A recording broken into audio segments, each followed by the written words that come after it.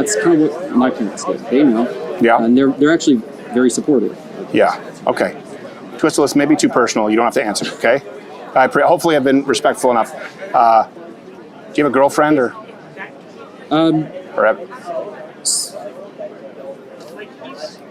Steven Crowder leaves this furry speechless with this single question in this crazy debate. As Steven Crowder takes on this student, this debate shows exactly why the woke left is such a danger to young people because of all the mental illnesses that are coming out of it.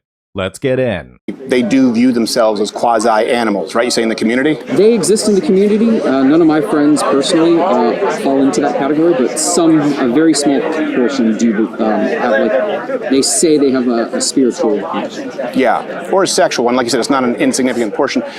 Do you speak out against it a lot? Do you feel that you're tarred and you're kind of lumped in with the same lot? Because it is incumbent if you're just saying like, hey, it's a costume and it's art. I like Halloween, we do sketches, but when you have a chorus of people saying, hey, this is just as legitimate as heteronormative styles, by the way, we're tagging on with LGBTQ, isn't it incumbent upon you to say, no, that's kind of degenerate to try and thrust a sexual preference like this into the public spotlight? I mean, I'll say what most cases of that happening are in a private setting. Whatever they do is not my business, and so I would just leave it to them to do whatever. Sure, but if someone is wearing it out in public, yeah, it is everyone else's business. Like, hey, why are you doing this? Wearing it out in public is one thing versus like right, but it's associated with the destruction. You know this, right? I don't want to talk in circles on it. The destruction of heteronormative sexual behavior.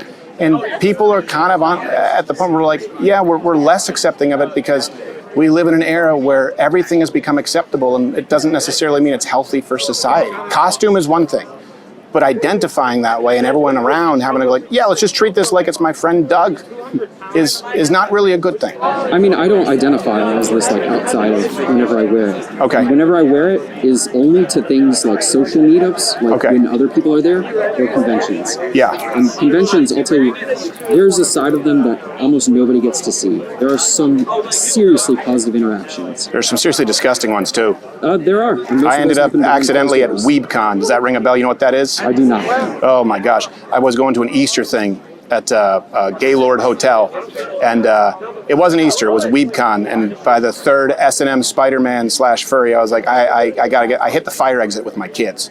So if someone sees that, right, you say they don't see the positive interactions, but they see the freaky stuff, right? Why do you think that's always on public display? Why do you think if I go on X or Instagram, there's always some weird quasi-sexual energy with the furry community, and how accepting do you think that Americans should be of that? Well, you could, what I would say is, if something like that is happening out in public, it's more likely to make the news. For example, like I'll tell you... Well, no, but if they do it in private, but then they're dressed as a furry in public, people are going, oh, well, that's one of those people because they've made their identity being a furry, and that also is part and parcel of their sexual identity, Yeah, right? I would say that's where that misconception of everybody does it because it's a sexual thing comes from. Like, for example, whenever I was at a convention in Dallas, I did a presentation on how to find your own crystals.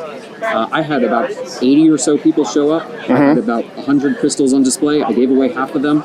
Everybody left home with one. And it was strictly educational, and it was amazing. Yeah. I had a really awesome time. People learned about rocks. I got to talk about what I was passionate about for an entire hour to a group of people that had no idea what that was beforehand. Yeah. And there is a huge side of that that just largely goes unnoticed. Okay.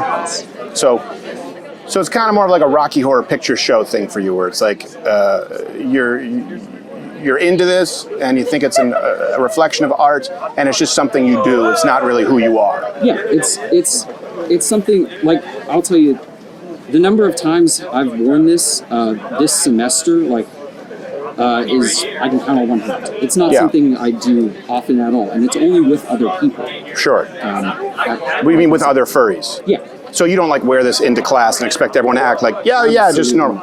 And you would agree that like that would be weird and rude, and people weren't accepting of like, you can't just come in this fur helmet in the middle of class? I mean, it would be unusual. I wouldn't say anything, but it would. It's not what most furries do. It's not what most furries do. They kind of keep it separate. Let me ask, what do you get out of this that you wouldn't get out of, like, because you say it's art, like that you don't get out of, like, say, a painting, or like, you know, making a movie or a poem? Well, for one, I don't consider myself to be creative at all. I cannot draw. I cannot paint. I have a very hard. I mean, I've even tried like music composition, which I can't do, even though I play instruments. I just don't see myself as creative enough to be able to do any of that kind of stuff. Okay, so it's a reflection of art. I decided I like that. It's without the creative element? The creative aspect comes from being able to like design it yourself. Yeah. So like, yes, I conceptualized this entire thing through an artist. Okay. I had an artist kind of draw out what I had envisioned.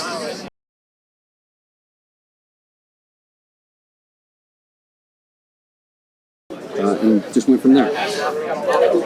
Let me ask you this, and actually, you know, I will say, I wouldn't quite say you're changing my mind, but you've clarified some things. I've had furries, by the way, on the show who they were there to distance themselves from some of the, you know, a lot of funny enough, not funny enough, but coincidentally enough, a lot of death threats and radicalism comes from the furry community on the left.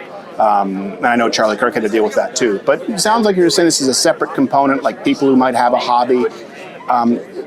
Community, right? It sounds like you find a sense of community. The sense of community is supposed to ultimately enable you to function more effectively and be less lonely in society at large. If you had a son, and he said he wanted to become a furry, and he was a young guy, would you be concerned because of the less tasteful components of the community, or would you think like, hey, it's great, it's just like getting in soccer? I mean, I would offer like words of caution, just like be careful with these kinds of things. But ultimately, I'd support him in whatever choice he chose, and that's kind of what my parents did. They know, and they're actually very supportive. Yeah. Okay. Twistless, maybe too personal. You don't have to answer. Okay. Hopefully, I've been respectful enough. Do you have a girlfriend or?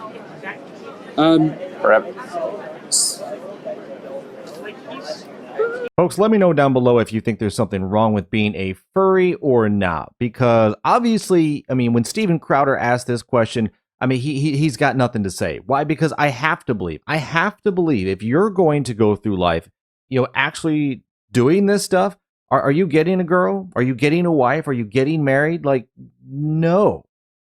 These people have serious social issues.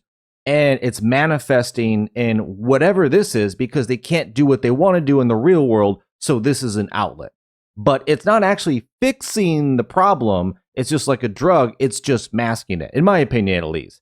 Because so much of the furry community, yeah, like Steven Crowder's mentioned, there's degeneracy, there's all sorts of, you know, twisted, sexual perversion and all of it. Like, there's even schools that have allowed kids to go to school and identify as like a cat, a dog. I mean, it's insane. We're allowing mental illness to run rampant in society. And then we wonder why we have so many people who can't, they can't find friends, they can't find mates, they don't work well in society. It's because you're allowing all this. Like this guy even said, my parents are very supportive.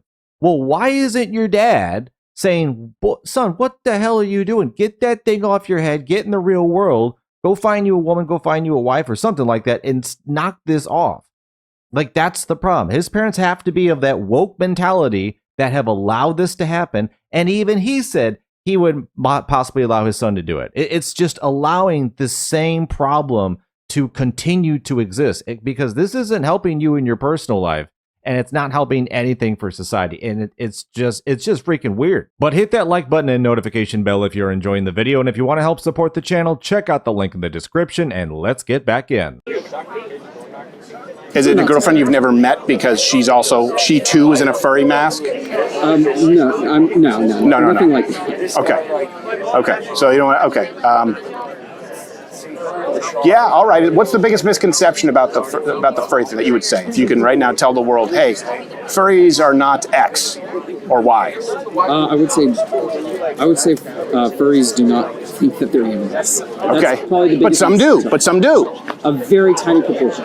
But Okay. like you're taking a very tiny proportion and applying it to everything. Yeah. I don't think I'm an animal. I know I'm a human. I know I'm a human in the way God made me. Right. Okay. Let me have a final question. Because if I have a dog, the sweetest dog on the planet, but I guarantee you if he saw you like this, he'd go ape shit. If a dog attacks a furry, you don't blame the dog, do you? Get it? If the dog is unnerved, it must happen all the time. I've never had any kind of experience. For the most part, they're kind of scared. Yeah.